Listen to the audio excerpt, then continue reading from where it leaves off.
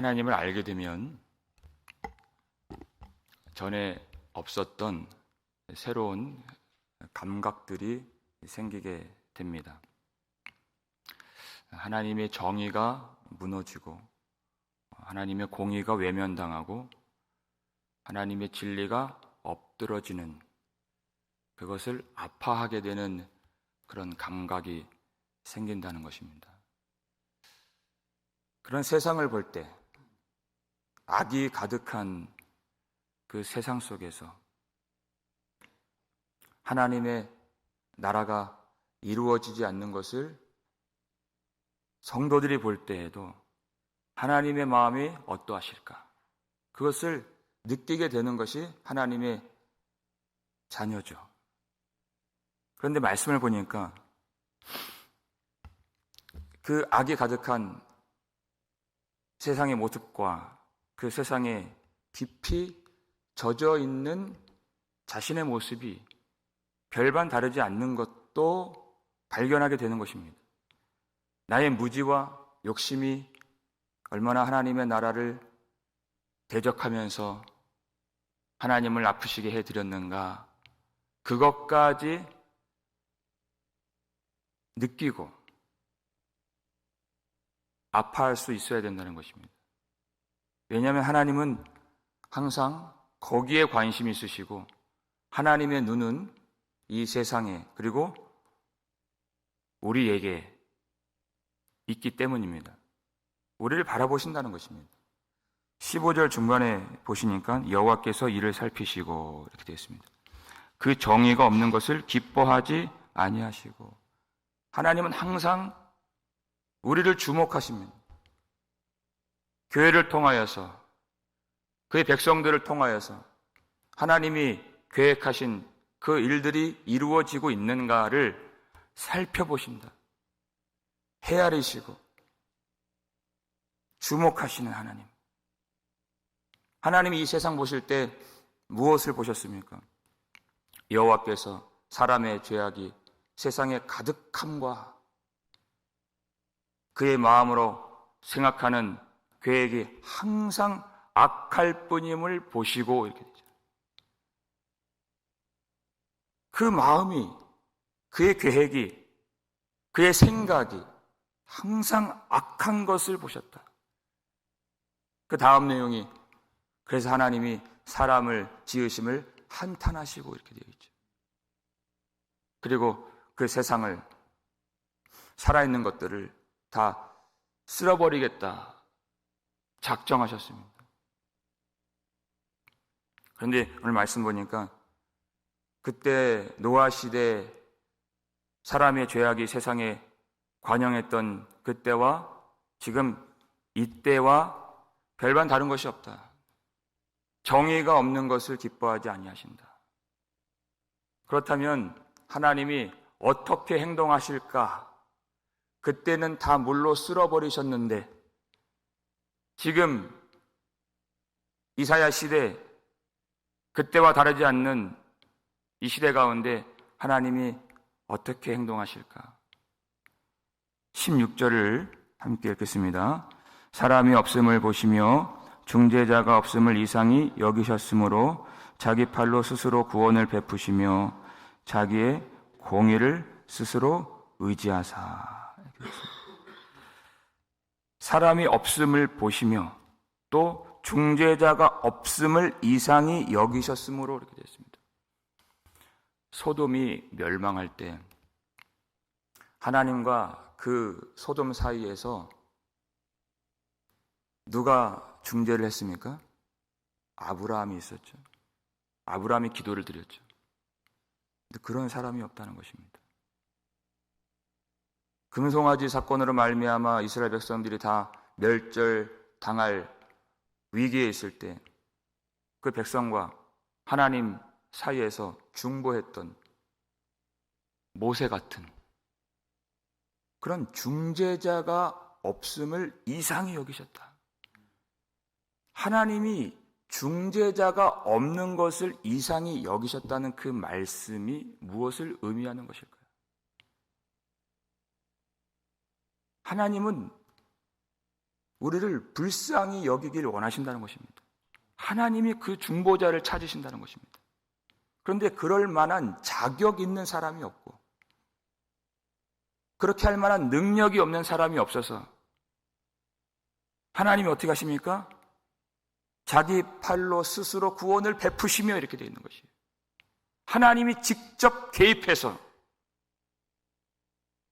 그 능력 없는 백성들, 정의를 잃어버린 그 백성들, 하나님의 능력의 팔로 구원을 베푸시겠다는 것입니다. 하나님이 친히 내려와서 하나님이 구원을 베푸시겠다. 하나님의 팔, 능력의 팔, 예전에 애굽을 물리치시고 아수르의 멍에를 꺾어주신 그 능력의 팔로 소개되었죠. 그러나 이제 그 능력의 팔로 하나님이 하시는 것이 무엇인가? 16절 보니까 자기의 공의를 스스로 의지하사 이렇게 됐어요. 하나님의 능력으로 보이시는 것이 바로 하나님의 공의라는 것입니다. 공의로서 구원하신다. 17절 말씀 보시니까 공의를 갑옷으로 삼으시며 구원을 자기의 머리에 써서 투구로 삼으시며 보복을 속옷으로 삼으시며 열심을 입어 겉옷으로 삼으시고. 마치 하나님이 전신갑주를 입은 전사같이 묘사가 됩니다. 먼저 공의를 갑옷으로 삼으시며, 공의를 갑옷으로 입으셨다. 하나님의 구원의 방법은 공의로서 이루어지는 구원이다, 그 뜻입니다. 그의 백성들, 죄악이 관영한 사람들을 하나님이 용서하실 때 그냥 값없이 그냥 용서해 주시는 것이 아니라 하나님이 자신의 거룩한 어린 양을 화목 제물로 삼으셔서 그 백성들의 모든 죄를 깨끗하게 씻어주시고 그 죄를 속하여 주시는 그 희생의 제사를 통하여서 죄의 값을 다 치르시는 그 일로 말미암아 하나님의 완전한 의를 드러내시겠다는 것입니다. 그 십자가 안에는 하나님의 완전한 의가 나타나 있고 하나님의 완전한 사랑이 나타나게 되는 것입니다. 그냥 이루어지는 구원이 아닙니다. 죄값을 다 치르신 구원인 것입니다. 의롭게 행하시는 구원이라는 것입니다. 그리고 또 어떤 옷을 입으십니까? 보복을 속옷으로 삼으시며 열심을 입어 겉옷으로 삼으시고. 그렇게 하나님 백성들은 의롭게 구원하시지만 하나님을 대적하는 원수들을 하나님이 불같이 심판하기 전에는 쉬지 아니하시겠다. 그 심판이 있다는 것입니다. 18절 말씀 함께 읽겠습니다. 그들의 행위대로 갚으시되 그 원수에게 분노하시며 그 원수에게 보응하시며 섬들에게 보복하실 것이라. 아멘. 그들의 행위대로 갚으시되 그 원수에게 분노하시며 그 원수에게 보응하시며. 원수. 여기서 우리가 잊지 말아야 될 것은 우리가 어떤 사람들이었는가, 우리가 하나님의 원수였다는 것을 잊어서는 안 됩니다. 로마서 5장이 그것을 우리에게 잘 가르쳐주죠. 우리가 원수 되었을 때 그의 아들이 죽으심으로 말미암아 하나님과 화목하게 하셨은즉 우리가 원수였습니다. 예수 그리스도 십자가 사건으로 말미암아 하나님과 화평을 누리게 된, 예수로 말미암아 원수가 하나님의 자녀가 된 놀라운 은택을 우리가 입게 되었다는 것입니다. 예수의 피로 우리의 모든 허물과 행위는 다 가리워짐을 받게 되었습니다. 하나님 앞에서. 그러니까 이 세상에서 가장 큰 죄는 어떤 죄겠습니까, 여러분? 그 하나님의 은혜를 받지 않는 죄인 것입니다.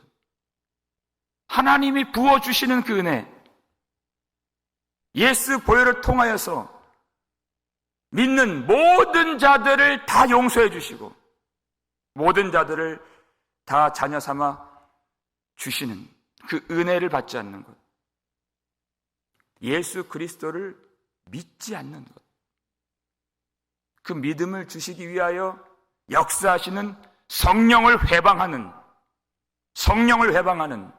그 죄는 사하심을 받지 못한다 그랬습니다. 하나님의 은혜를 받지 않는 죄인 것입니다. 그들이 여전히 원수로 남는 것입니다. 그들의 죄를 대속하는 피를 믿지 않기 때문에 그들은 자기의 행위대로 심판을 받게 되는 것입니다. 그들의 허물을 가려주는 은혜를 그들이 거부했기 때문에 그들은 반드시 심판을 받게 됩니다. 그리고 그 심판이 있어야 하나님의 구원이 완성이 되는 것입니다.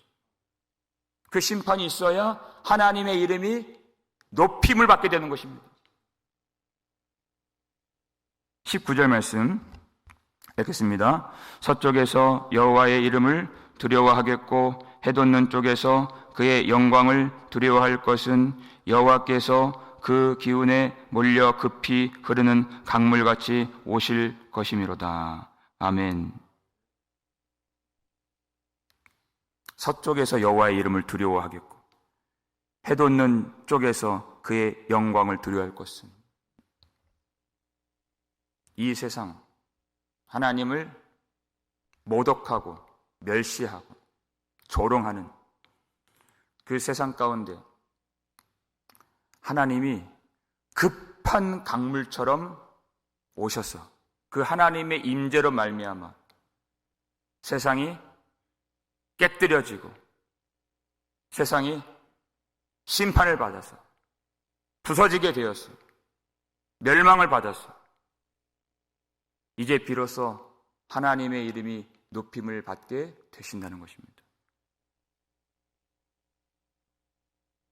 이 심판이 있어야 하나님이 이루고자 하시는 하나님의 나라가 임하는 것입니다.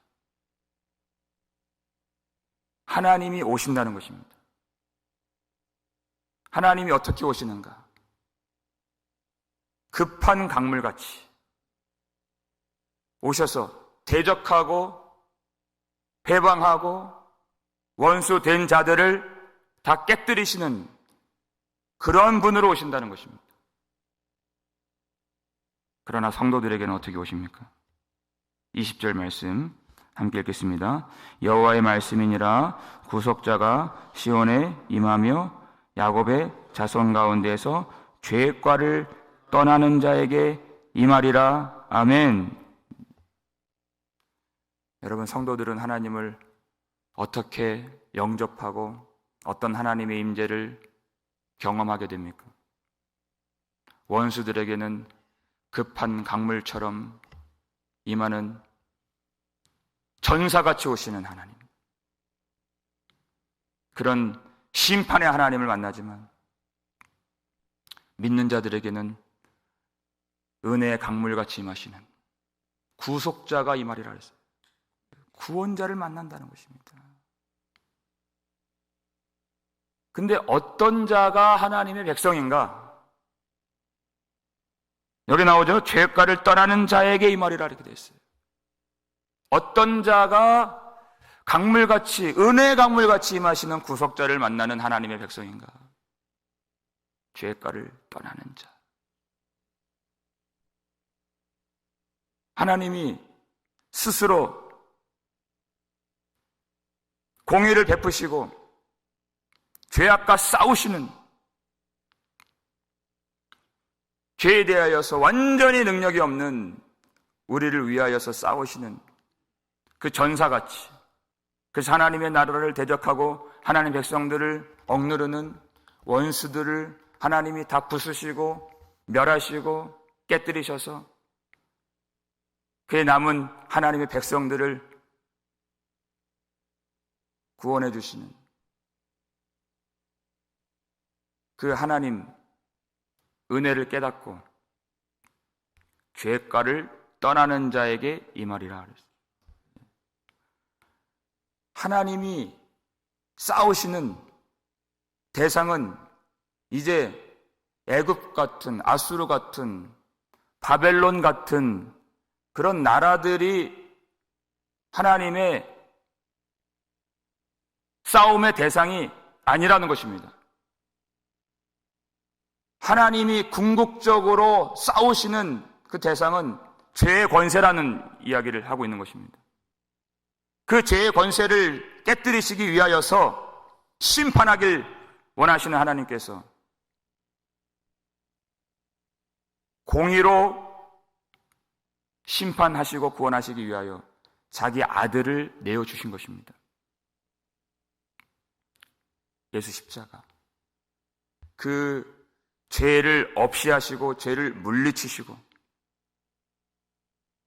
죄를 멸하시기 위하여서 행하신 그 하나님의 은혜를 받은 자들이,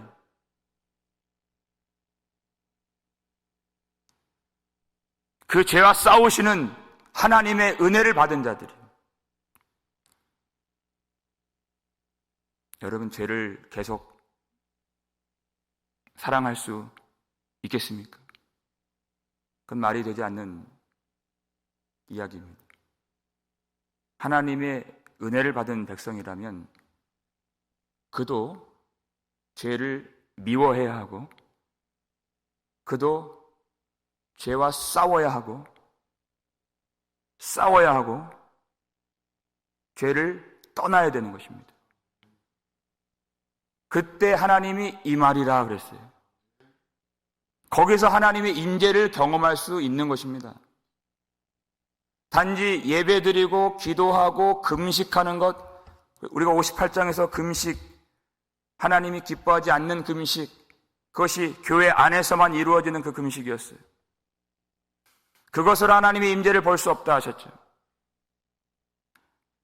온전한 예배를 드린 후에 우리의 모든 삶의 터전에서 치열하게 죄와 싸우고 죄의 과를 떠날 때 살아계시는 하나님의 임재를 경험할 수 있음을 믿으시길 바랍니다. 날마다 누리시길 바랍니다. 그것까지가 참된 예배의 연장이라고 말씀하셨습니다.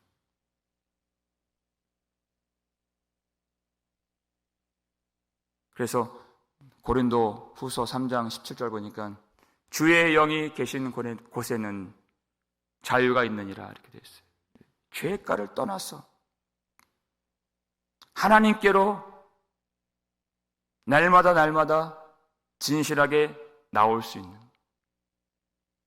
하나님을 느끼고 하나님과 교제하고 하나님의 생각이 우리의 생각이 되고 하나님의 눈물이 우리의 눈물이 되고 하나님의 기쁨이 우리의 기쁨이 되는 그런 자유를, 그런 생명의 자유를 어떻게 느낍니까? 주의 영이 계신 곳에는 그랬어요. 하나님이 우리에게 무엇을 주시는 것이 구원인가? 우리 마지막 21절 말씀 함께 읽겠습니다. 여호와께서 이르시되 내가 그들과 세운 나의 언약이 이러하니 곧 내 위에 있는 나의 영과 내 입에 둔 나의 말이 이제부터 영원하도록 내 입에서와 내 후손의 입에서와 내 후손의 후손의 입에서 떠나지 아니하리라 하시니라. 여호와의 말씀이니라. 아멘. 이제 새 언약을 하나님이 세우셔서 하나님의 영을 부어주시고 하나님의 말씀을 넣어주신다. 하나님의 영을, 성령을 부어주시는 것이 바로 구원이다. 성령을 통하여서 말씀을 넣어주시는 것이 바로 하나님이 친히 개입하셔서 이루시는 구원이라는 것입니다. 우리 안에 성령께서 역사해 주셨어요. 우리는 죄에 대하여 완전히 능력을 상실한 그런 하나님의 원수였습니다. 그러나 우리를 대속하시는 예수 그리스도를 의지하여서 주님을 믿으면 성령을 주셔서 성령이 우리 속에 역사해 주셔서 거역하는 마음을 제거해 주시고 굳은 마음들을 다 주님이 제거해 주시고 우리 마음을 정결하게 해 주시고 하나님의 말씀을 따라갈 수 있도록 성령께서 능력을 베풀어 주셔서 이제 주님의 길로 행할 수 있는 죄가를 떠나서 하나님께로 참으로 돌이킬 수 있는 하나님의 백성으로 살 수 있게 되는 것입니다. 우리 성자 하나님 예수님은 우리의 모든 죄를 멸하시기 위하여 죄의 권능을 멸하시기 위하여 십자가에서 죽으셨습니다. 그 다 이루신 하나님의 일이 우리에게 미칠 수 있도록 우리가 그 놀라운 구원의 은총을 누릴 수 있도록 성령께서 우리 안에 역사해 주실 때 우리 안에 예수의 영으로 말미암아 이제는 참으로 하나님 자녀로서 살아갈 수 있는 그 풍성한 은혜를 누리게 되는 것입니다.